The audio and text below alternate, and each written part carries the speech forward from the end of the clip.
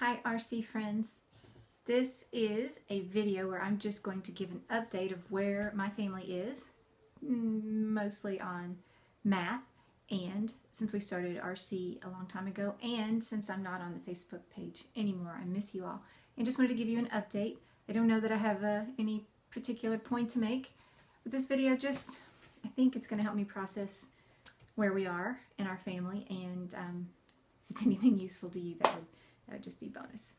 Okay, when I started RC, my oldest was 6.5 years old, and I gave him the 5-4 book. I went, you know, when you first start RC and you have to buy your math books, I went to their website and bought the 3rd edition math books, the new ones, right? Because I thought that's what everybody else does and it should be fine. And inside I really knew it's just against my own personal intuition that I knew I'd probably prefer the older things best. And it turns out I did, so I went back to the 1st edition, and the good thing is you can find these really cheap. The answers, it's trickier to find those, but anyway, we got this book and it worked really well. My kid did it, and I think the biggest thing that I learned after he completed the 5-4 book was I was looking back over, that was his kindergarten year, and that's when I realized, oh, I can homeschool, because I entered that year deathly afraid that I can't homeschool, I don't know what to do, blah, blah, blah. Right, I had my private Christian school picked out, and then we moved to an area where the private Christian school was significantly more expensive. And so I spent that last summer going, what am I going to do? What am I going to do? And I thought, okay, it's kindergarten. It's not the end of the world. If I mess him up, I can send him off somewhere, you know. So I just, you know, started looking what curriculum am I going to use, what am I going to teach, and, you know, went through some changes and tweaks as we always do, landed on this, and just got our routine, our RC routine going down, in math, writing, and reading, and before I knew it, he finished the book. I'm like, oh wow, we really accomplished something, and it wasn't that hard. So that was a big light bulb for me that there's this big myth in our culture that homeschooling is really hard and you just have to be superwoman to do it, and you know, that's just not true at all. My homeschool friends would probably argue with me that yeah, homeschooling is hard, but really I think it's just being the parent that's the hard part, and no matter who teaches your kids things, you still have to deal with the parent-child relationship, and are they going to listen to your authority, and that whole spectrum of things that comes with being a parent, and we're all doing that anyway. So that was a huge encouragement to me to see that my 6.5-year-old can do this book, and he did it by himself, you know, worked every problem and corrected them, and just like RC says. And interruption number 1 is entering the room. Hello, dear. What's going on? I'm sorry. Will you forgive me for calling you an interruption? That was wrong, because you're really sweet. Okay, so just a quick update.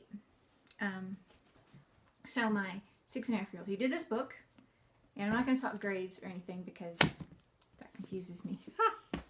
So he went straight into this book, and he did that, and then he went straight into this book, and he got almost finished and was having a hard time with it, and I thought I figured out what the problem was. So we started over at the beginning, and he almost finished it again, and that's when I realized what I thought was the problem wasn't the problem. Really, the material was just, it was advancing. I mean, what's the probability that John Saxon and this co-author, I don't want to say his name because I'll mispronounce it, what's the probability that they wrote these books to progress at the rate of, if you do 5 lessons a week or 6 lessons a week, it's going to grow at the same exact rate that my child's brain develops in his ability to handle the questions. And the probability is 0, and I found that out when we got to this book.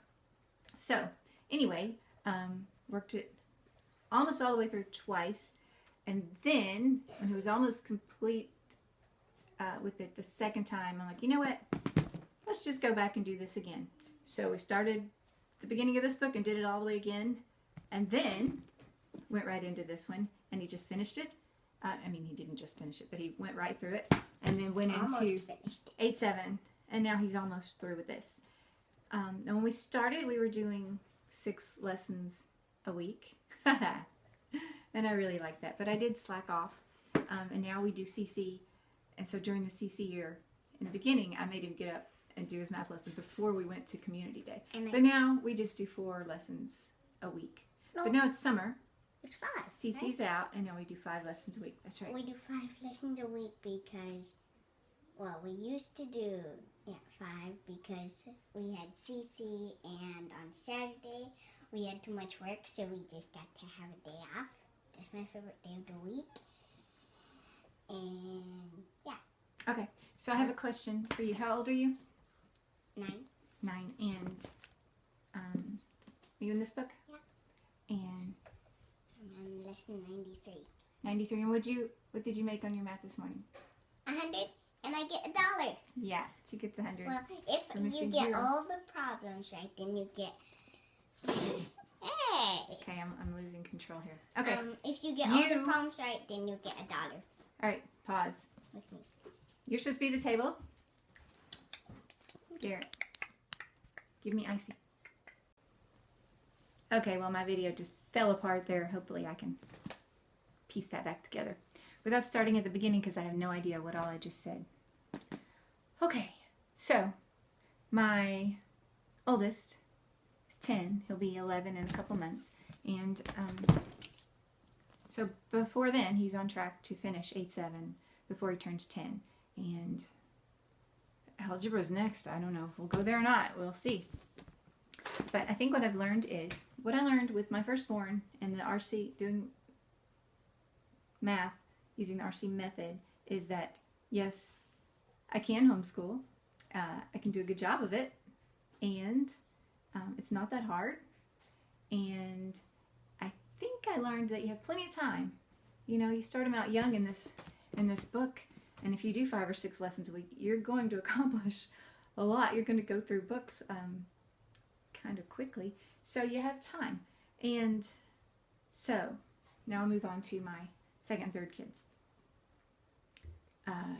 Yes, I think the second born, I started her on this at 7 and it didn't work out, and then maybe at 8, you know, and then you start doing the half lessons and you realize the first half of the lesson might be easy and the second half is hard, or vice versa depending on the kid.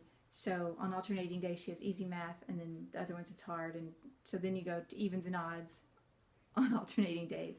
And so anyway, we spent a couple years doing something out of here for math, but this year was her second grade year, so I put her about 8.5, and we just started it like normal, do a lesson a day, and she's on in the 90s, lesson 90 something.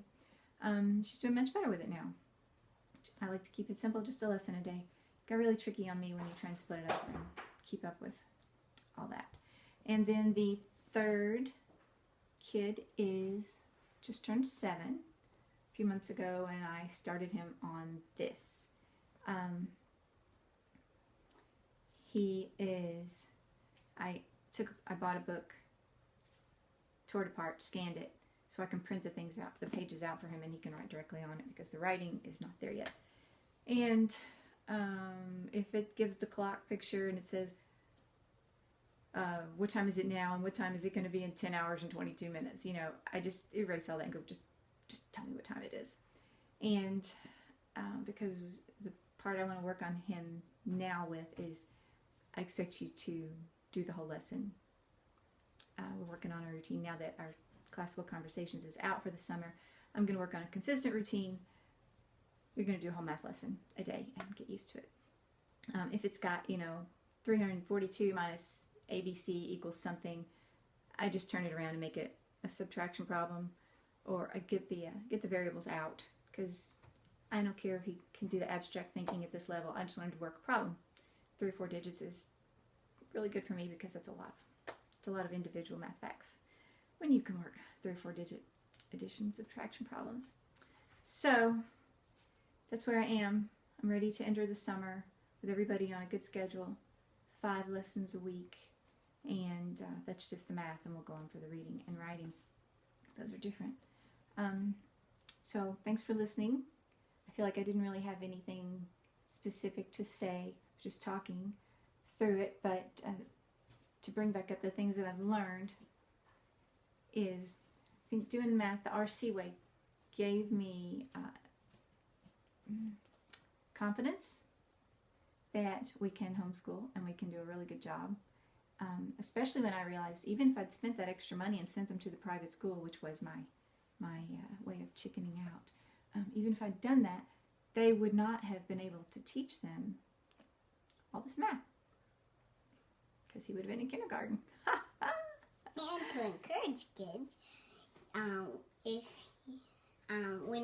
if you get all your problems right, the kids, if they get all their problems right, you can give them $1. Yes. And yes. I did that Well, before. you did a great job. Yeah, you did great, and you got up and you just got right on it. You got it done, didn't you? And you've been playing all day because you got your work done, right? It's fun. Yeah, good job, sweetie. Okay, go. Go. Just don't show it to Garrett because he's still working. Okay. Okay. So, number 1, we can do it. And we can do it better than the private schools. Not that private schools aren't excellent and the teachers aren't phenomenal and all that, but they just don't have the freedom to go, well, this kid needs this and this kid needs that, and this kid can do algebra now because you've got the whole classroom and you have to keep them more or less on the same thing. So that's all I'm saying there. And it's just great encouragement to me that I can do it, and the realization that homeschool is so hard, you know, it's impossible and you have to be super mom. The realization that that is a lie. You know, we're all moms, and homeschool moms don't love our kids any more than anybody else loves their kids. Just somehow we overcame that barrier to try it for ourselves for one reason or another. And so I'm trying to dispel that myth that it's impossible to do, and RC really helped me and gave me a lot of confidence in that I could do it myself. So I hope you all are doing great. Keep it up. Don't listen to me too much because you are the expert for your family. I am just in here trying to figure it out along with you. And thanks for listening, and have a great homeschool day.